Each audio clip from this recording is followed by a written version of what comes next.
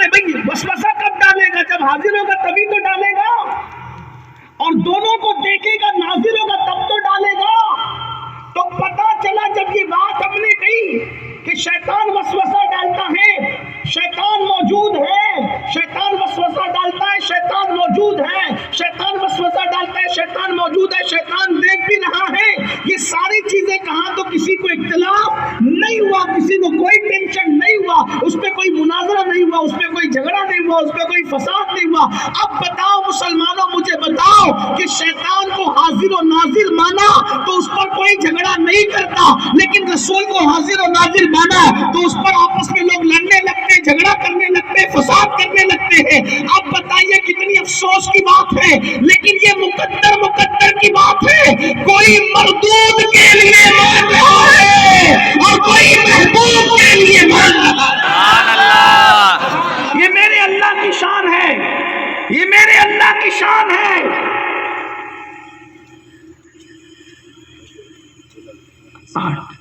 یہ میرے اللہ کی شان ہے، جب وہ مردود کو اتنا عطا کرتا ہے، جب وہ مردود کو اتنا عطا کرتا ہے تو وہ محبوب کو کتنا عطا کرتا ہے۔ سبحان اللہ۔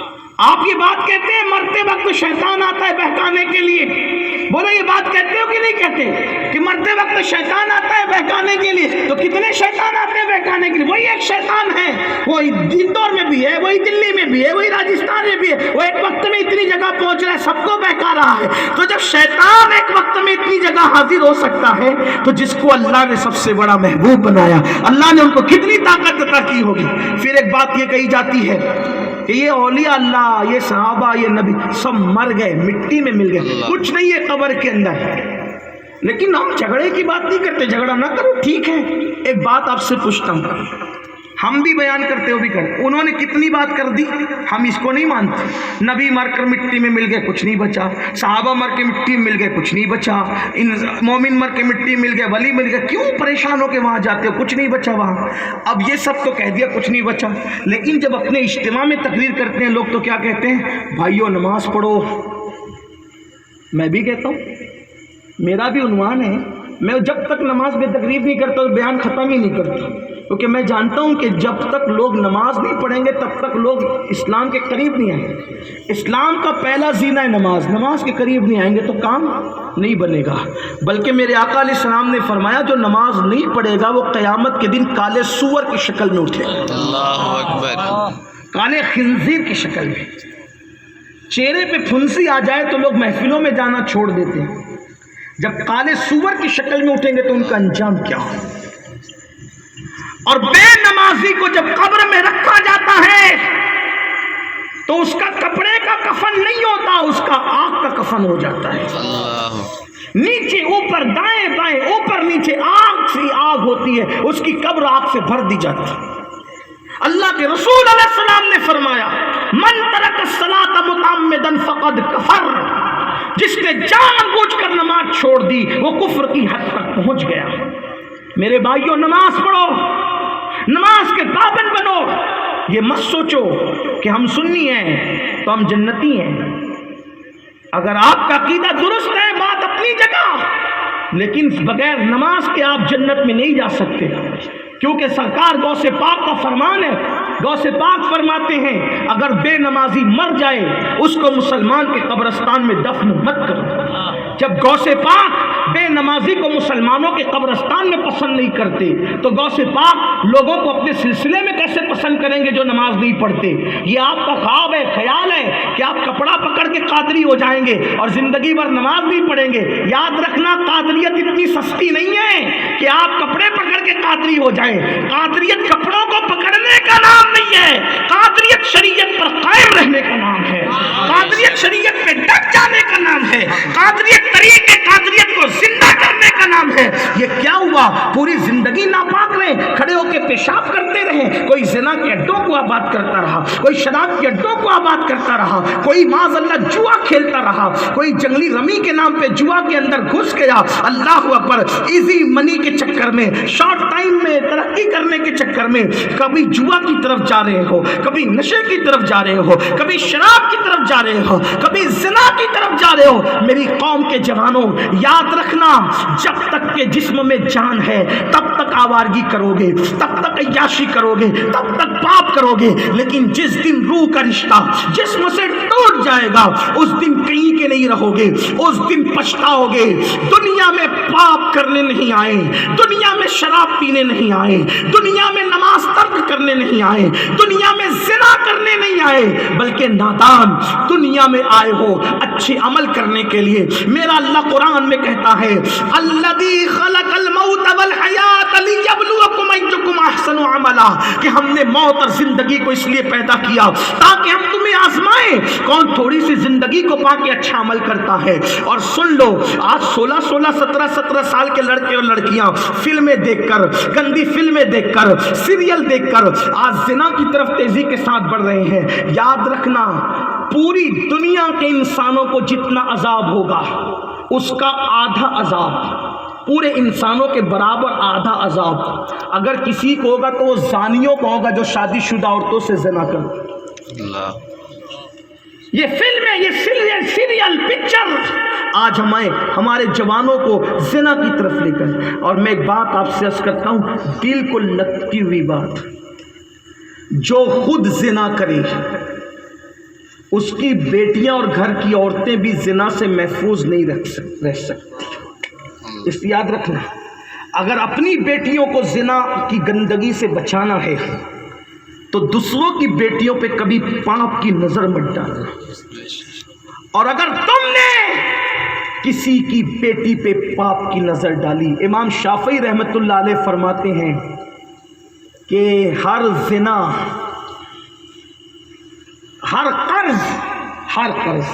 قرض لینے والا اپنی مرضی کے مطابق دیتا ہے۔ زنا ایک ایسا قرض ہے جو انسان ادھر کرتا ہے اور اگر وہ توبہ نہ کرے سچے دل سے تو ادھر اس کے خاندان کی کسی لڑکی سے ادا ہو جاتا ہے۔ یہ جملہ لوگوں کو بڑا برا لگتا ہے۔ کسی کے مٹی کے گھر پہ کبھی پتھر مت پھینکنا، شیشے کے گھر میں بیٹھ کر، اس کا مٹی کا گھر مسمار ہو یا نہ ہو لیکن تمہارا گھر ضرور تباہ ہو جائے گا۔ اپنی بیٹی کو بچانا ہے اور دوسری بیٹی کو پاپ کی آگ میں ڈالنا ہے، اپنی بیوی کو عزت اور سیکورٹی فراہم کرنا ہے اور دوسروں کی بیویوں کی عصمت کو تار تار کرنا ہے۔ میں قوم کی بیٹیوں تک بھی یہ پیغام پہنچانا چاہتا ہوں، اپنے حسن کا سودا نہ کرنا، اپنے حسن کی نمائش نہ کرنا، جوانی میں گل چھرے اڑا کر، رنگریلیاں منا کر قبر میں سکون سے کوئی نہیں سو سکتا۔ یاد رکھو، اللہ تعالیٰ نے جنت کے دروازے پہ لکھا ہے جنت دیوسوں کے لیے حرام ہے، حرام۔ پوچھا دیوس کون ہے؟ تو کہا جس گھر کی عورتیں پاپ کرے، بے پردہ گھومے اور اس گھر کے مرد منع نہ کرے وہ مرد دیوس ہے، دیوس۔ ان پر جنت حرام کر دی گئی۔ آج بیٹیاں بے پردہ ہیں، آج بیٹیاں بے پردہ ہیں، خواتین آدھی آستین کے کپڑے پہن رہی ہیں، پتلے اور باریک لباس پہن رہی ہے، سیریلوں کے طریقے پہ چل رہی ہے۔ میں خواتین سے کہتا ہوں سیریل کے طریقے پہ چلنے میں کامیابی نہیں ہے بلکہ سیدہ فاطمہ کے نقش قدم پہ چلنے میں کامیابی ہے۔ اگر چاہتے ہو کہ تمہارے گھر میں ڈاکو، اچک، لٹیرے، زانی، شرابی، پاپی، ملک اور ملت کے لیے اور لوگ پیدا نہ ہو بلکہ آپ کے گھر میں غلام حسین پیدا ہو تو تمہیں سیدہ فاطمہ کے نقش قدم پہ چلنا ہوگا۔ اور سیدہ فاطمہ اس خاتون کا نام ہے۔ محرم میں لوگ مجھ سے کہہ رہے تھے کہ کیوں سید صاحب آپ کہتے ہیں حسین بے مثال ہے، حسین جیسا کوئی پیدا نہیں ہو سکتا، تو آخر آپ یہ بات اتنی بڑی کیوں کہتے ہیں، مبالغہ کرتے ہیں؟ میں نے کہا بندہ آپ اس بات پہ توجہ دیں، حسین جیسا پیدا ہونے کے لیے کوئی فاطمہ جیسی ماں چاہیے، کوئی علی جیسا باپ چاہیے، کوئی محمد الرسول اللہ جیسا نانا چاہیے، کوئی خدیجہ جیسی نانی چاہیے۔ جب حسین پیدا ہوتے ہیں، حسین کی پیدائش کے لیے بابا ہو تو